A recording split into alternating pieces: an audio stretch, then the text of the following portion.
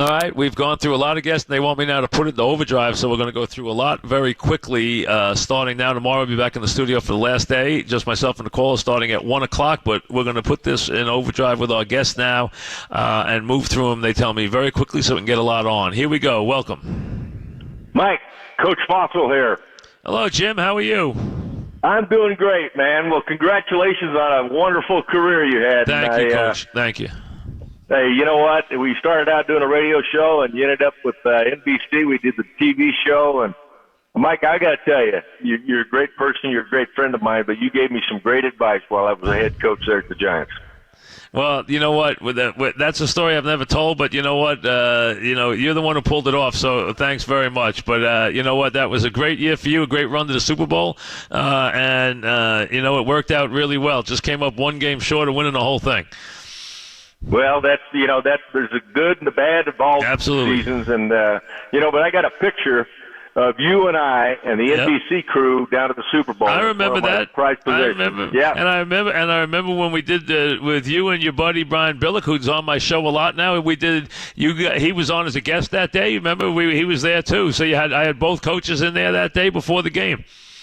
Yeah, I remember that. That was a good time. Good times. But so what? Were you going to call it quits, or what are you going to do? We'll find something to do, but we'll save that for another day. But we'll find something to do. But we'll step away from this and see what happens. But again, thanks for all your help, and it was a pleasure having you in town. And I wish you luck. And I see your son coaching and doing well, so you have to be very proud of that.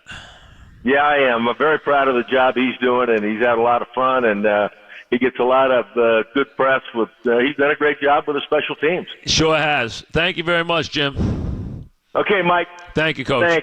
Jim Fassel, who took the Giants to a Super Bowl, obviously, against the Ravens. Next guest, welcome. Hey, how you doing, Mike? This is Bernie Williams. Bernie. Bernie. That's it. Nice to talk to you, Bernie. Welcome. How is everything?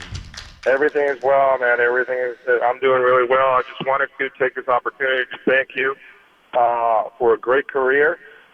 Thank you for being my fan, as I was of yours, and wishing you all the best for you and your family after. Thank you, Bernie. Going to the next step of your life. And in the meantime, while you decide, I think you pretty much know what you're going to do. But in the meantime, you have, free pass to any of my concerts. Oh, absolutely. And you guys did a great job at the Tiller Center. I mean, the people loved you. You did a great job. Your band's terrific. And all you did a great job that night. You really did. You did a wonderful job. You're a big part of the show. We thank you guys for coming in. And I'll tell you, that band that day came in there at 2 o'clock in the afternoon and rehearsed for hours and hours. I mean, you guys put a lot of work in. You did a great job. Thank you, Bernie. Yeah, they were very excited. Richie, Kanata, and the guys. That's all that, we talked about for weeks, prior. I know we had a couple meetings, going through the music and stuff, and they came in early. They're great guys, and I'm very proud to be part of that band. Well, yeah, that's your band. It's your band. You're doing a great job with it. Congratulations, and again, thanks for always being a part of the show. And I'll see you soon. But it's a pleasure for you to call. And again, thanks for being part of that night in the Tiller Center. Very much appreciated. Absolutely, man. A pleasure. Take care. Thank you, Bernie. Bernie Williams, one of my all-time favorites, of course. We go from Bernie to our next guest. Mike, you and I have come a long way in the 30 years when you were on with Ed Coleman and used to get up and walk out of the studio and not listen to my Yankee report. I never did that.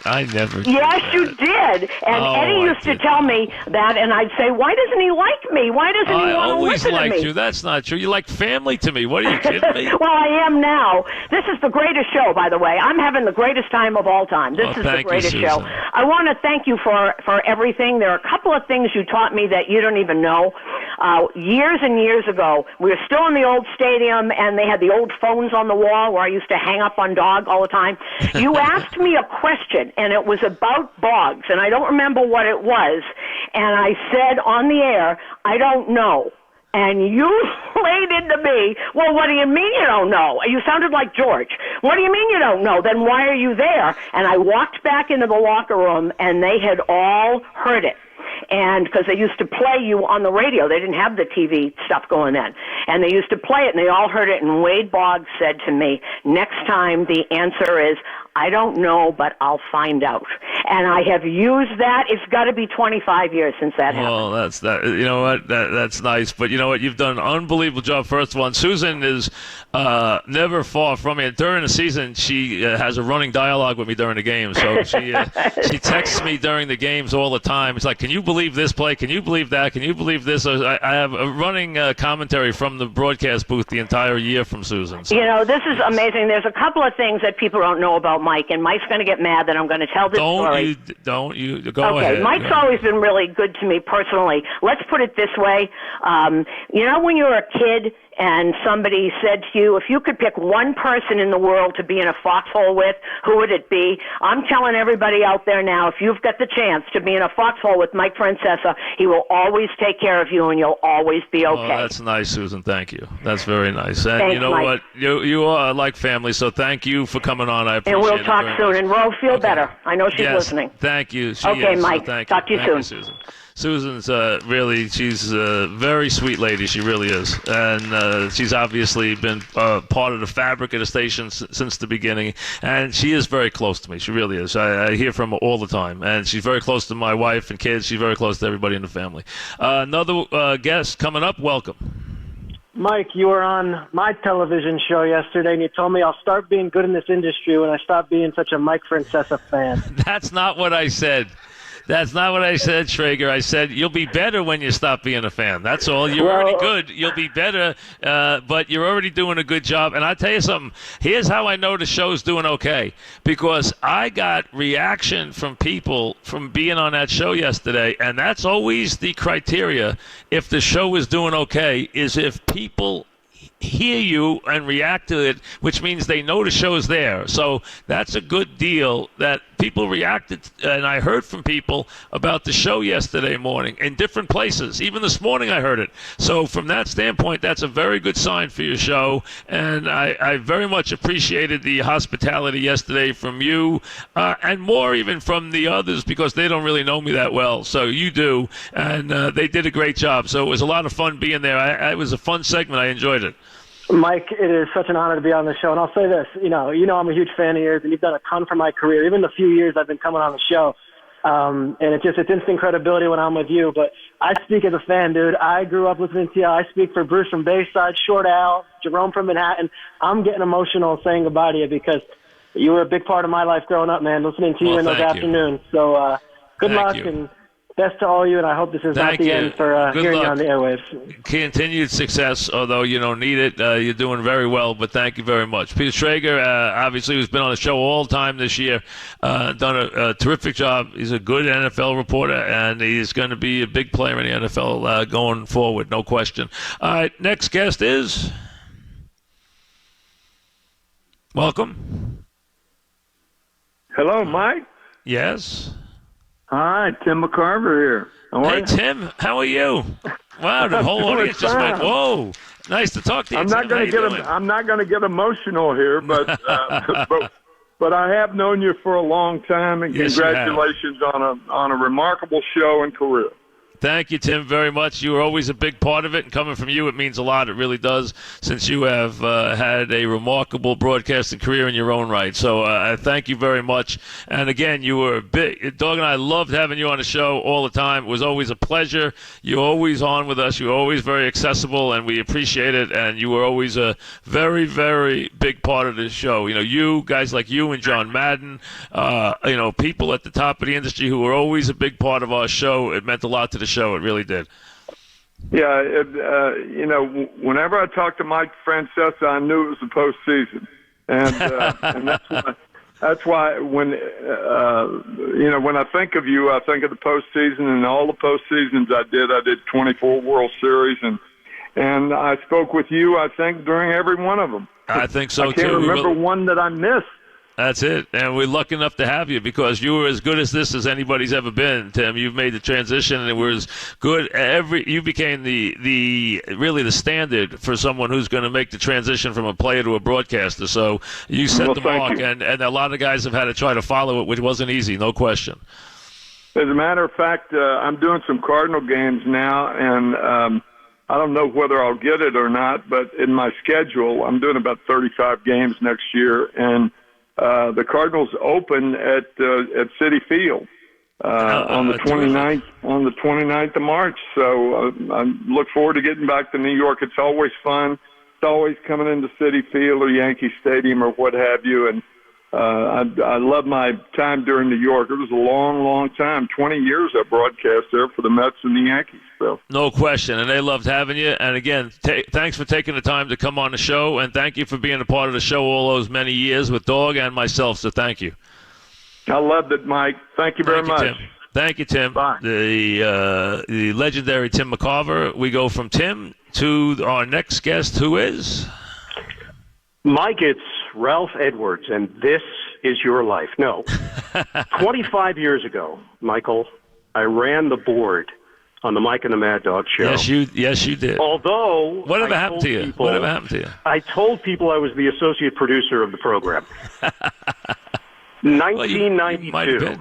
Yes. 1992 was one of the most rewarding years of my career. I was part of the family, albeit a highly dysfunctional family, but I was a part of it.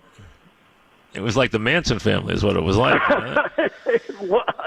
Yeah, and I got out. 1 year, I got out. Yes, you did. You got out. You got out alive. And we're talking, of course, with Ian Eagle, who went on from being our board op for about 15 minutes. Ian, this is how Ian went. I'm going to be a board op until about Tuesday, then I'm going to take a job. So, that was basically it. We say Ian was our board op. He was our board op for like a week, all right? Then he was on to his first gig, first of many, but the Bird, as I call him, and Dog calls him his little brother. I mean, he's that's his little brother. But Ian has been a big part of the Mike and the Mad Dog crew for a generation, and now he's obviously one of the better broadcasters in America. You see him with Dan Fouts and all the different places, basketball and everything else. So he's gone on to this illustrious career. But thank you, Ian, for coming on and for being part of the family.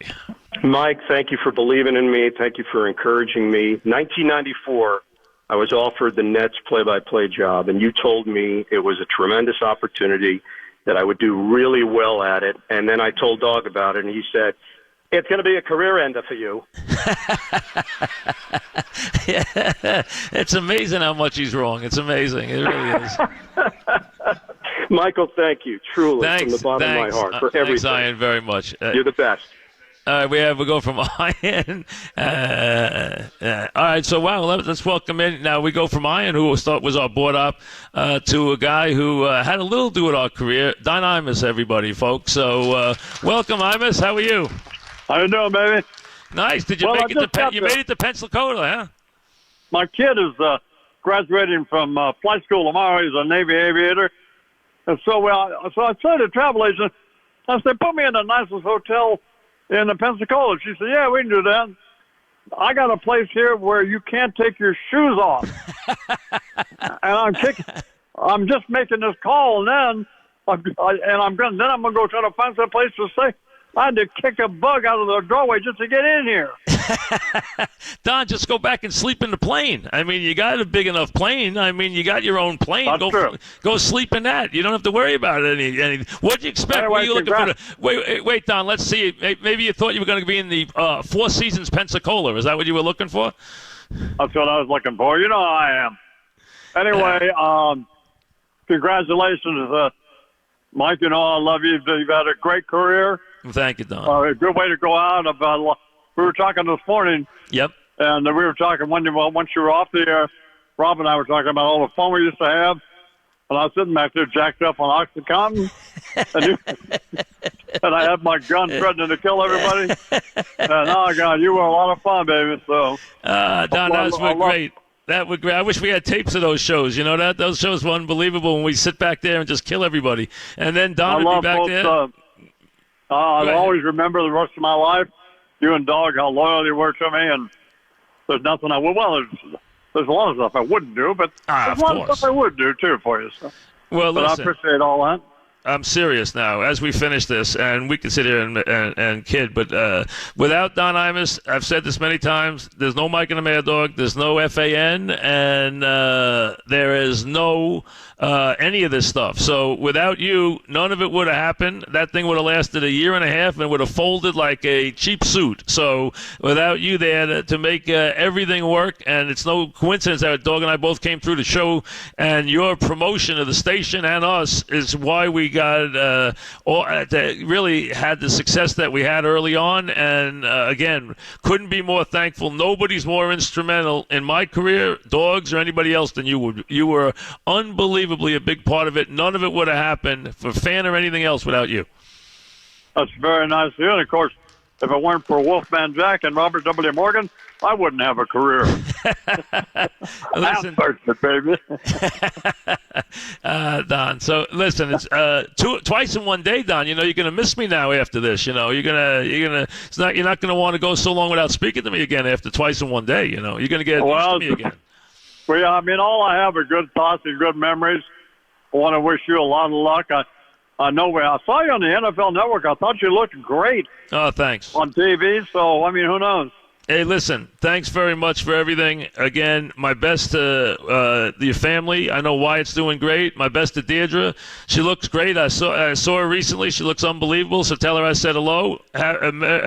Congratulations on everything down there in Pensacola. And, again, thanks for coming on. And I really mean it, Don. Without you, we were all sitting here. Joel Holland is here, Cherney, everybody. Without you, none of this happens. It really is. You were the foundation for all of it. Thank you, baby. Congratulations. Thank you, Don, very much. Thank you, DonImus. And that is a fact, folks. That's not even overstating it one bit. The fan would have absolutely, as Joel will tell you right there, would have gone out of business without Imus. There's no question. It was bleeding red ink like crazy. It was people were ready to pull the plug, and then they went and got DonImus and moved the signal, and then all of a sudden off that comes Mike and the Mad Dog and other things, and the station becomes one of the biggest successes in the history of radio. Never would have got off the ground without Imus, and I say this all the time. I learned more. They say, how did you learn your craft? I learned my craft by sitting in the studio every morning and watching DonImus work, and that's how I learned how to do this right. And I learned from the best guy ever. So anything that I learned in this business, as far as the ability to run a show, I learned from him. So I learned from the best. Back after this.